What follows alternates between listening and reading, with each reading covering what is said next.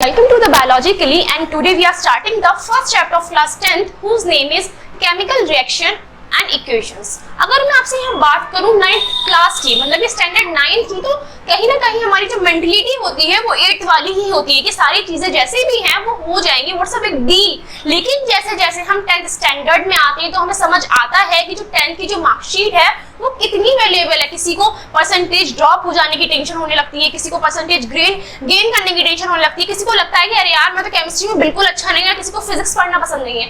तो इस लेवल पर आकर, इस क्लास में आकर, 10th स्टैंडर्ड के लेवल पर आकर इन सारी चीजों को आपको अपने दिमाग से निकाल देना है।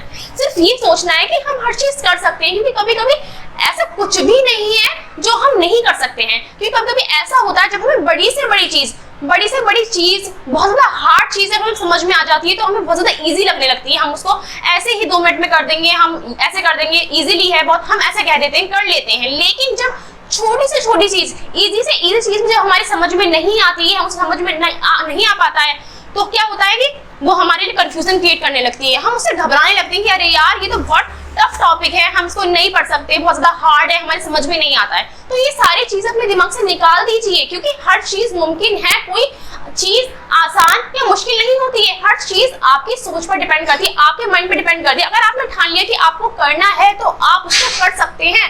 कुछ आसान और कुछ मुश्किल नहीं होता है। और एक बात ये कि अपनी कंसिस्टेंसी को कैरी करिए। अगर आप एक चैप्टर आप पढ़ते हैं, एक दिन में आपने एक चैप्टर को कंप्लीट कर लिया, उसके बाद आपने उसको रिवीजन ही नहीं किया और फिर आप उसको 10-15 दिन बाद लेकर आ रहे हैं, तो आपका वो जो 10-15 दिन बाद आप जो कर रहे हैं वो रिवीजन में नहीं आता है। This is not a revision. ये आपको दोबारा चैप्टर वो पढ़ना पड़ेगा। जो चीज आप पढ़ चुके थे, जो पहली बार में जितनी भी चीजें आपके दिमाग में आई थी वो सारी निकल चुकी होंगी, वो रिवीजन नहीं है। इसलिए अपने टॉपिक के, अपने हर टॉपिक को, हर चैप्टर के हर एक टॉपिक को रिवीजन करिए, कंसिस्टेंसी कैरी करिए। तो आपके लिए हर बार जब भी आप न्यू चैप्टर पढ़ेंगे, न्यू चैप्टर में जितनी बार आप उसको रिवीजन करेंगे तो आप एनालाइज करेंगे कि हर बार आप कुछ ना कुछ वहां सीख रहे हैं। हर बार वो जो कॉन्सेप्ट जो आपको ऑलरेडी आता तो था, लेकिन जब आपने उसे बार बार पढ़ा, अपनी कंसिस्टेंसी के साथ, रिवीजन के साथ पढ़ा, तो क्या हुआ, वो और ज्यादा क्लियर हो गया और एक एक मोमेंट ऐसा आएगा कि आपको बहुत ज्यादा ईजी लगने लगेगा। तो ये सारी चीजें आप करिए एंड अपनी कंसिस्टेंसी के साथ। और हम सिर्फ बायोलॉजिकली का तो सिर्फ यही मोटिव है कि आपको हर एक चैप्टर में टॉपिक वाइज आपको पढ़ाया जा रहा है। तो don't skip the any topic of any chapter, मतलब कि किसी भी चैप्टर का कोई भी टॉपिक को स्किप मत करिए। हर टॉपिक को, हर लेक्चर को इजीली आराम से पढ़िए, उसको समझिए, तो आपके लिए हर चीज आसान हो जाएगी। और एक बात ये कि बायोलॉजिकली के साथ, मेरे साथ, अपनी कंसिस्टेंसी के साथ अपनी पढ़ाई को कैरी ऑन लीजिए, and then you will see you will get a high percentage in your board examination as well as a high merit in your entrance examination. अब हम बात करते हैं चैप्टर फर्स्ट की, जिसका नाम है chemical reaction and equations. Class 10 का ये चैप्टर है।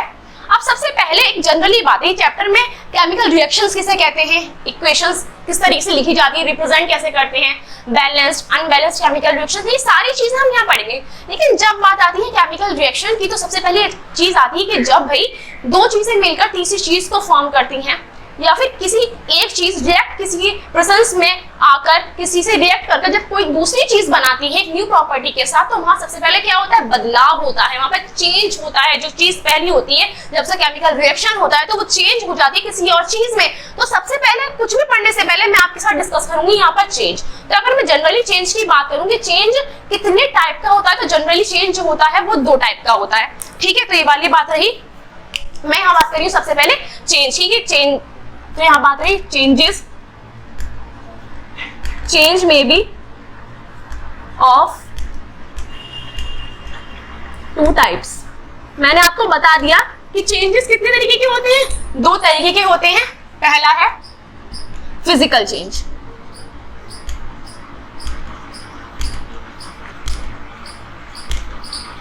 ठीक है। अब मैंने कह दिया फिजिकल चेंज, भाई अब फिजिकल चेंज, अब सबको पता है फिजिकल चेंज क्या होता है या फिर केमिकल चेंज क्या होता है। लेकिन फिजिकल चेंज की मैं ये बात बता रही हूँ कि physical change can be easily reversed. जो केमिकल चेंज होता है, आपने जब आपने मैटर की स्टेट्स पढ़ी होंगी, solid, liquid and gases state को स्टडी आपने किया होगा, ये सारी बातें रही होंगी, तो आपको पता है ये चीज कि भाई solid get change into the liquid state and liquid get change into the gases state. In the same way, the gaseous state get converted into the liquid and liquid get converted into the solid state. क्या हुआ भाई, जो solid liquid बना था उसे हम liquid से solid भी तो कर सकते हैं। तो ये क्या है, ये मैटर का एक फिजिकल चेंज है कि भाई सॉलिड से हमने लिक्विड में चेंज कर दिया, लिक्विड दोबारा हमने क्या कर दिया, उसको सॉलिड स्टेट में कर दिया। तो इसलिए मैं यहाँ पे ये वाली बात कह रही हूँ कि मैंने क्या कह दिया यहाँ पे, physical change, physical change can be easily reversed. मतलब कि भाई जो केमिकल, जो हमारा फिजिकल चेंज है इजीली क्या हो जाएगा, रिवर्स हो जाएगा। हम उसको पहले वाली कंडीशन में अपनी उसकी प्रीवियस स्टेट में उसको कन्वर्ट कर सकते हैं, रिवर्स कर सकते हैं। अब मैं यहाँ बात करूं फॉर एग्जाम्पल की मैं यहाँ बात करूं तो मेल्टिंग ऑफ आइस,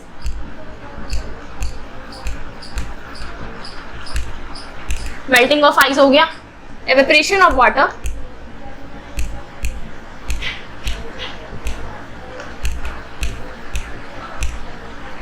तो ये वाली बात रही। अब ये क्या है, ये जो दोनों प्रोसेस मैंने यहाँ पर लिखे हैं ये क्या है, फिजिकल चेंज है जिन्हें हम इजीली रिवर्स कर सकते हैं। जनरली आपने, अगर मैं आपको यहाँ बताने बैठूं, देखिए जैसे कि क्या नाम है, सॉलिड होता है, ठीक है। सॉलिड को हमने क्या करा, सॉलिड को जब हमने मेल्टिंग कर दी तो वो लिक्विड में चेंज हो गया, ठीक है। लिक्विड में कौन सी स्टेट चेंज हुई है, ये आइस थी हमारी, ये चेंज हो गई है वाटर में, ये वाली बात हो गई, ठीक है। ये हमने मेल्टिंग करी, जो आइस थी हमारी वाटर, लिक्विड स्टेट की वाटर में चेंज हो गई। अब लेकिन जब मैं इसका क्या करूंगी, जब मैं फ्रीजिंग कर दूंगी, जब मैंने फ्रीजिंग कर दी तो जो लिक्विड स्टेट थी वो दोबारा से अपनी प्रीवियस स्टेट में चली गई, मतलब ये सॉलिड में चेंज हो गई। मैं यही समझाना चाह रही हूँ कि ये क्या है, ये एक फिजिकल चेंज है जो जिसे हम इजीली रिवर्स कर सकते हैं। इसके बाद जो टॉपिक, इसके बाद जो आता है सेकंड चेंज है केमिकल चेंज।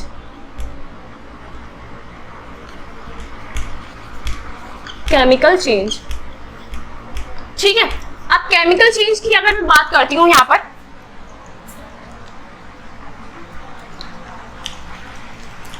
तो केमिकल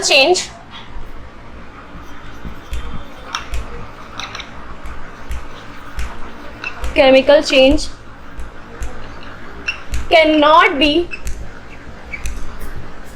रिवर्स्ड इजीली। अपोजिट हो गया यहाँ पे, फिजिकल चेंज जो थी, फिजिकल चेंज को हम इजीली रिवर्स कर पा रहे थे, लेकिन जो केमिकल चेंज है, केमिकल चेंजेस वो चेंजेस होते हैं जिन्हें हम इजीली रिवर्स नहीं कर पाते हैं, उन्हें पहली वाली कंडीशन में नहीं कर पाते हैं। जैसे कि फॉर एग्जांपल की मैं यहाँ बात करती हूँ तो जैसे बर्निंग ऑफ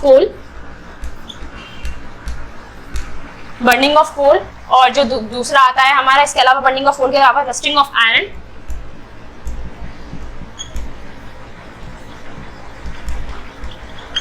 और तीसरा आता है कन्वर्टिंग मिल्क इनटू कर्ड। ये सारी कैसे चेंजेस हैं, ये चेंजेस केमिकल चेंजेस हैं। आपने जनरली आपने इसमें डेली लाइफ में देखा होगा कि जब रस्टिंग ऑफ आयरन होती है, आयरन को रस्टिंग से बचाने के लिए हम प्रिवेंटिंग मेजर्स का इस्तेमाल करते हैं, ऑयलिंग करते हैं, उसकी पेंटिंग करते हैं जिससे रस्ट ना हो। लेकिन अगर रस्ट हो चुकी है, आयरन पर रस्टिंग हो चुकी है, तो वो इजीली रिवर्स हम उसको पहले की तरह आयरन को हम पहले की तरह नहीं कर सकते हैं। ये वाली बात है। इसी तरीके से सेम जब हम मिल्क जब कर्ड में चेंज हो जाता है तो हम उसको इजीली कर्ड से हम मिल्क नहीं बना सकते हैं। तो ये प्रोसेस क्या है, these changes are chemical changes which can not be easily reversed. ये वाली बात रही। अब इसके बाद मैं आपके साथ डिस्कस करने जा रही हूँ वो है केमिकल रिएक्शन। कि भाई मेन चैप्टर का नाम केमिकल रिएक्शन है, तो सबसे पहले चेंज को डिस्कस करने के बाद अब हम डिस्कस करेंगे केमिकल रिएक्शन की केमिकल रिएक्शन कहते किसे हैं।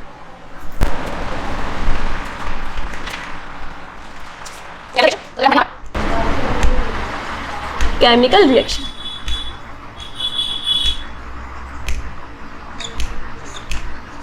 ये वाली बात है, केमिकल रिएक्शन कहते किसे। तो the process of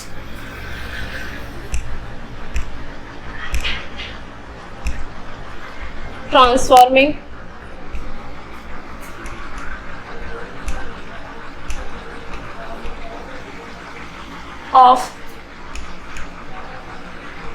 one or two substances into new substance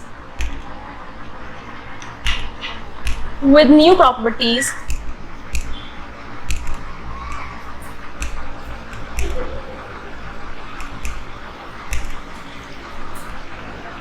this process is called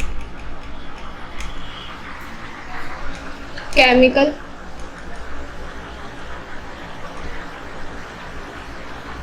reaction.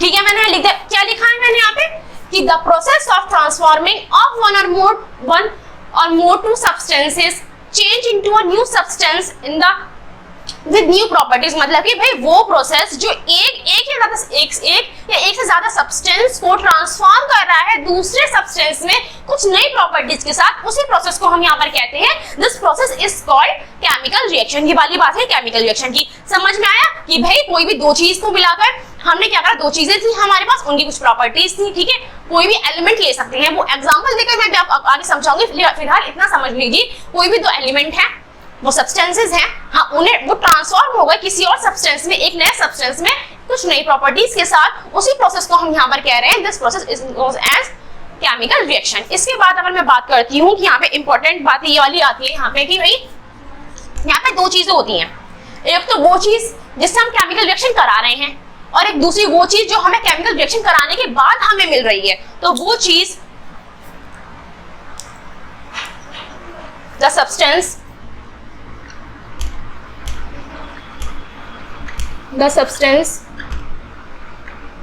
which take part in chemical reaction known as, क्या कहते हैं उसको, reactant.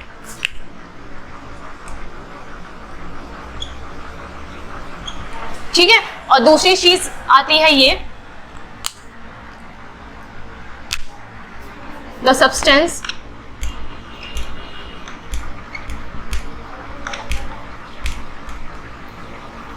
which is formed by chemical reaction known as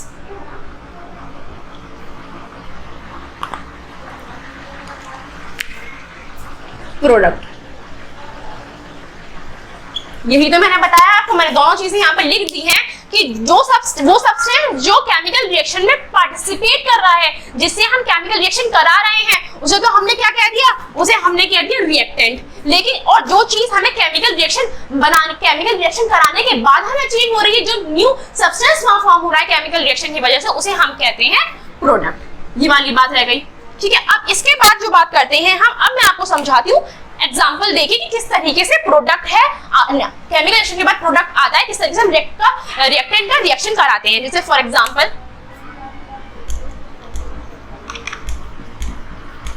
example जैसे कि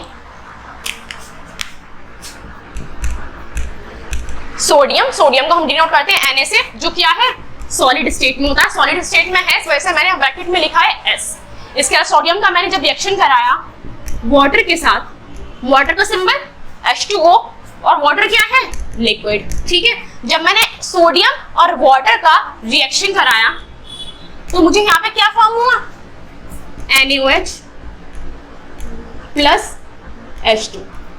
NaOH क्या है यहाँ पे, NaOH है सोडियम हाइड्रोक्साइड, और H2 है मतलब कि हाइड्रोजन। मैं यहाँ पे लिख देती हूँ आपकी उसके लिए, ये तो सोडियम है हमारा, Na मतलब सोडियम, H2O मतलब वाटर, और NaOH मतलब, अब तो जब हमने सोडियम को वाटर से रिएक्ट करवाया, तो जब हमने वाटर को मतलब सोडियम को वाटर के साथ रिएक्ट करवा दिया, इन दोनों का जब रिएक्शन हुआ तो जो प्रोडक्ट हमें यहाँ पर मिला है उसका नाम है सोडियम हाइड्रोक्साइड। सोडियम हाइड्रोक्साइड और H2 मतलब हाइड्रोजन। ठीक है, इस इक्वेशन को मेरा यहां लिखने का मतलब सिर्फ यही है कि मैं आपको ये बता सकूं कि कौन सी चीज रिएक्टेंट है और कौन सी चीज प्रोडक्ट है। तो अगर मैं यहां बात करती हूं सोडियम और वाटर की, सोडियम वाटर वो सब्सटेंसेस है जो केमिकल रिएक्शन में पार्टिसिपेट कर रहे हैं, जैसा कि मैंने यहां पर लिखा है। तो सोडियम और वाटर क्या हो गए, ये है हमारे रिएक्टेंट्स जिनसे हमने क्या करा, केमिकल रिएक्शन कराया। अब केमिकल रिएक्शन के बाद जो चीजें हमें मिली है, sodium hydroxide plus sodium hydroxide and hydrogen, वो दोनों चीजें क्या है, वो दोनों है यहाँ पर प्रोडक्ट। तो ये वाली बात रह गई। तो आपको समझ में आ गया होगा कि भाई केमिकल रिएक्शन कह किसे रहे हैं कि द प्रोसेस जिसमें कि कोई भी सब्सटेंस से एक या दो से ज्यादा सब्सटेंस से रिएक्ट करा के एक नई चीज का फॉर्मेशन हो, कोई न्यू सब्सटेंस बने कुछ नई प्रॉपर्टीज के साथ, उस रिएक्शन को हम कहते हैं केमिकल रिएक्शंस। इस तरीके से जो चीज केमिकल रिएक्शन जिससे हम करा रहे हैं वो रिएक्टेंट में आती है, वो जो केमिकल रिएक्शन से फॉर्म होती है वो प्रोडक्ट में आती है। ये वाली बात है। इसके अलावा कुछ ऑब्जर्वेशंस ऐसी होती हैं जिन्हें हम देखकर समझ जाते हैं कि भाई यहाँ पर केमिकल रिएक्शन हुआ है। अब वो चीजें कौन सी हैं तो मैं आपको बताती हूँ। केमिकल रिएक्शन, अगर मैं यहाँ पे आपको बताऊं, केमिकल रिएक्शन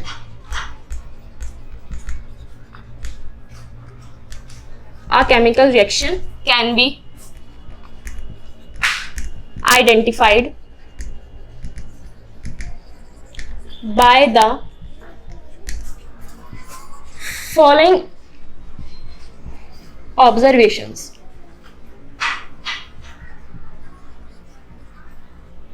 मतलब कि जो ऑब्जर्वेशंस अब मैं यहाँ पर लिखूंगी उन चीजों को ऑब्जर्व करके, उन चीजों को देखकर हमें पता चल जाता है कि भाई यहाँ पर केमिकल रिएक्शन हो चुका है। जैसे कि पहले की अगर यहाँ पे अगर मैं यहाँ बात करूं तो यहाँ आते हैं चेंज इन स्टेट, दूसरा है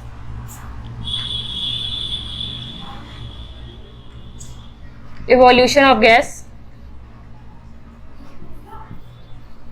ठीक है, वो चीजें हैं जब होती हैं तो हमें पता चलता है कि भाई यहाँ पर केमिकल रिएक्शन हो चुका है। तीसरा है यहाँ पर चेंज इन टेम्परेचर।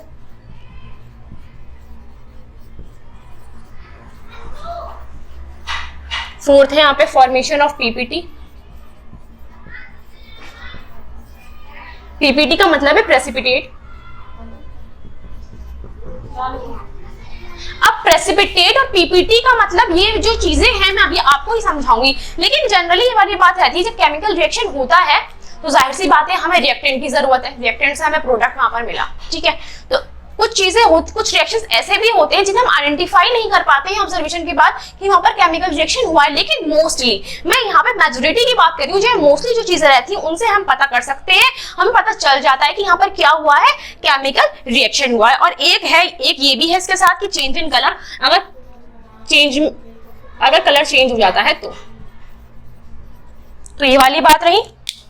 तो पहला चेंज इन स्टेट, सेकेंड है इवोल्यूशन ऑफ गैस, थर्ड है चेंज इन टेम्परेचर, फोर्थ है formation of precipitate and fifth है चेंज इन कलर। कि जहां भी हम देखेंगे कि भाई कोई प्रेसिपिटेट, कोई भी चीज थी, सब्सटेंस था, उसका कलर ऑब्वियस है, जो उसका कलर है अपना नॉर्मल जो कलर है उसका वो तो कुछ और है, लेकिन चेंज हो गया तो हम समझ जाएंगे यहाँ पे कुछ ना कुछ तो केमिकल रिएक्शन हुआ है। किसी भी फॉर्मेशन होना प्रेसिपिटेट का, प्रेसिपिटेट को हम पीपीटी भी कहते हैं, किसी भी पीपीटी का किसी भी कलर की दूसरी चीज की किसी और कलर के सब्सटेंस का वहां पर फॉर्मेशन हो जाना, पीपीटी का प्रेसिपिटेट का फॉर्मेशन हो जाना, मतलब कि वहां पे केमिकल रिएक्शन हुआ है। उसकी स्टेट चेंज हो जाना मतलब कि सॉलिड से लिक्विड हो गई है, फिर लिक्विड से गैसियस, जो भी चेंजेस अगर वहां पर आप उसकी मैटर में, उसकी स्टेट में अगर आप देख रहे हैं, इसका मतलब क्या वहां पे केमिकल रिएक्शन हुआ है। अगर वहां पे इवोल्यूशन हुआ है गैस कोई भी चीज है उसके होने से वहां पे गैस इवॉल्व हुई, हमें गैसेस स्टेट क्या हुआ, हमें वेपर्स दिखे या फिर कुछ भी अगर वहां पे इवॉल्व हो रही है गैस, का मतलब क्या है वहां पे केमिकल चेंज हुआ है। तो ये सारे वो ऑब्जर्वेशंस हैं जिन्हें हम देखकर ऑब्जर्व करके हम पता कर सकते हैं, हमें पता चल जाता है कि केमिकल रिएक्शन यहाँ पर हुआ है। इसके बाद जो मैं आपके साथ डिस्कस करूंगी यहाँ पर वो है केमिकल